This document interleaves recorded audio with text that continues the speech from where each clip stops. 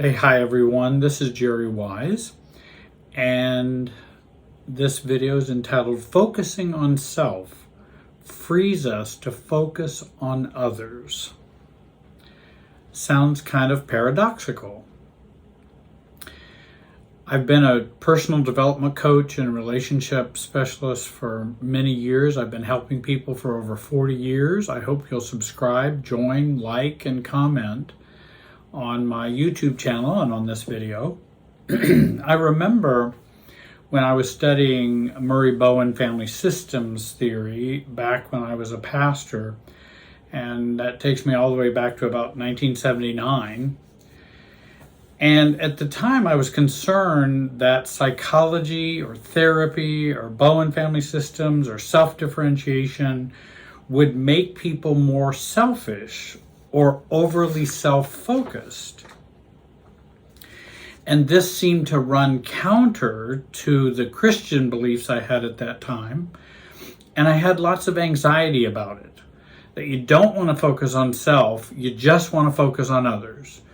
And that's truly the right way to treat other people, is to focus on other people, not on yourself. And there's a place for that teaching, but I think it often is taught not in a helpful way and not a very healthy way. What I came to realize, kind of how wrong I was. I did not know how relationships worked. I did not know how having a self worked, because I didn't have much of a self in those days. And I was very systems thinking unaware. I was a linear thinker, cause and effect, problem solving, quick fix thinker, and just thinking, well, if you overemphasize self, then you're going to be selfish. And it was very cause and effect, and not really understanding human emotional interactions and relationships. I've had viewers and clients and many others who've expressed their concern that if they focus on themselves, they would become more narcissistic or selfish or self-absorbed or arrogant, egotistical, and indifferent towards others. And that's one of the struggles with teaching self-differentiation. It is a focus on self and a focus on differentiating from others. And it would seem like, well, then you're just focusing all about you. And then I came to learn this is not how selfishness nor narcissism works. I also came to learn that unconscious self-focus and heightened anxiety can cause a lot of problems for others and for the self or for myself. And wasn't aware of how being so not focused caused so much uncaring of other people and for myself. Those of us who fear being selfish often do not see how selfish we are in our trying not to be selfish. Peter Steinke, in his good book called Uproar, Calm Leadership in Anxious Times, he writes, the focus on self will automatically place a focus on others. And I think that's a very interesting concept. The focus on self will automatically place focus on others. To value self, to believe in one's abilities, and to be responsible for one's own functioning carries over into our response to other people, and empathy and caring in a mature, healthy way. And again, it sounds very counterintuitive. It sounds like, well, Jerry, you're saying be selfish so you won't be selfish. Well, in some ways, I'm saying that. Let's take love, for example. If I don't have much self-love, how much am I going to be able to really love other people? And what I found is it's very difficult. If I don't think much about my own abilities or my own responsibilities, then I will treat others as though they are not able and they are not aware of their responsibility. And that can cause lots of problems for me and for them in relationship systems. Some may say, well, Jerry, what about the fear that if I focus on self, I will become a narcissist? No, you don't become a narcissist by focusing on self, and I'll explain that more. A healthy self-focus and healthy self-care, healthy self-definition, and healthy self-awareness, and healthy self-regulation can never produce narcissism, or being narcissistic, or truly selfish as we think about.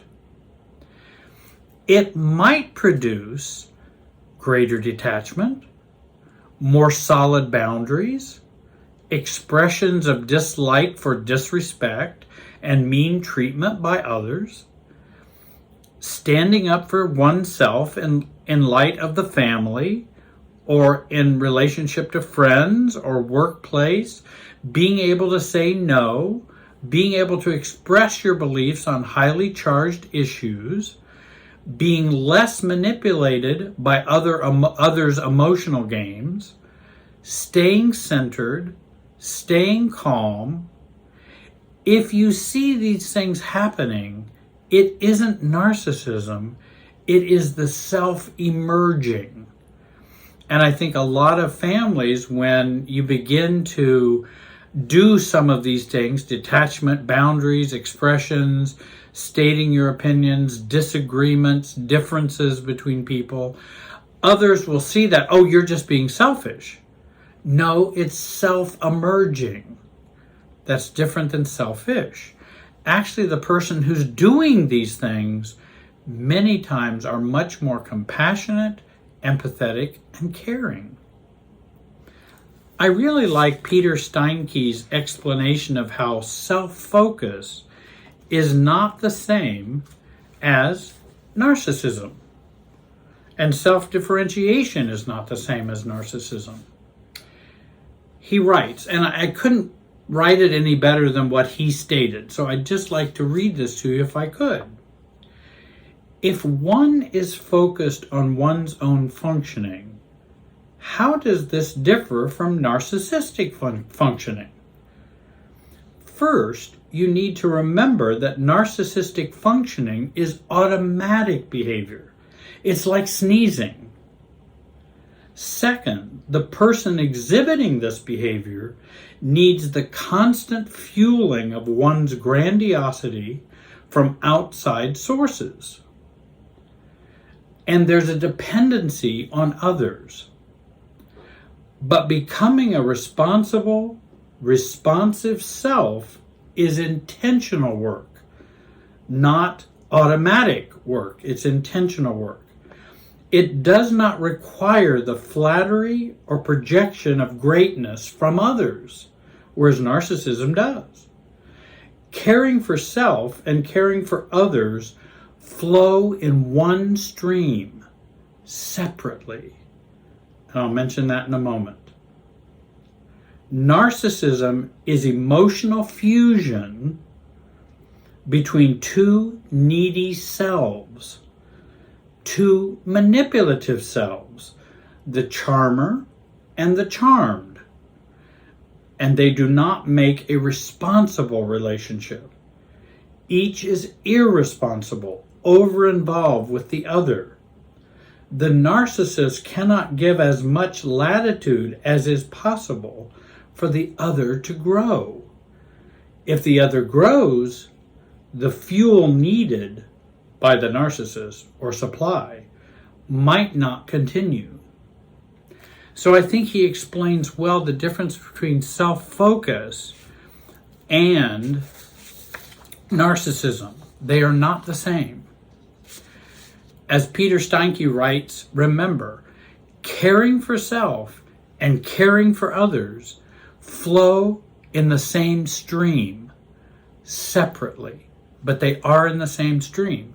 Just like loving self and loving others flows in the same stream separately.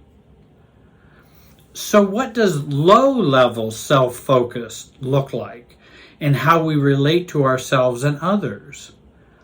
Often this creates unconscious, poor functioning in systems and in relationships. It often results in bad advice. It often results in harm, many times to others and to ourselves. If we have low level of self-awareness, self-focus, self-love, and those kinds of things that are self-oriented, it often creates stuckness, which affects us and others. When you're stuck, that affects other people and you. High anxiety, it can create high anxiety, and we infect the relationship systems with this high anxiety and reactivity that often we have learned growing up. The problem is not intentional self-awareness, intentional self-focus, intentional self-definition, and intentional self-regulation, which many people say, oh, that's all just being all selfish. No, it's not. That's intentional. It's not automatic. It is the unconscious, non-thoughtful, automatic, and reactive selfishness that's the problem. If you'd like to learn more, I hope you will contact us. I hope today has been a help to you. I want to thank you for joining me today. I hope you will please subscribe, join, like, and comment on my video. I hope you'll have a great day and be wise.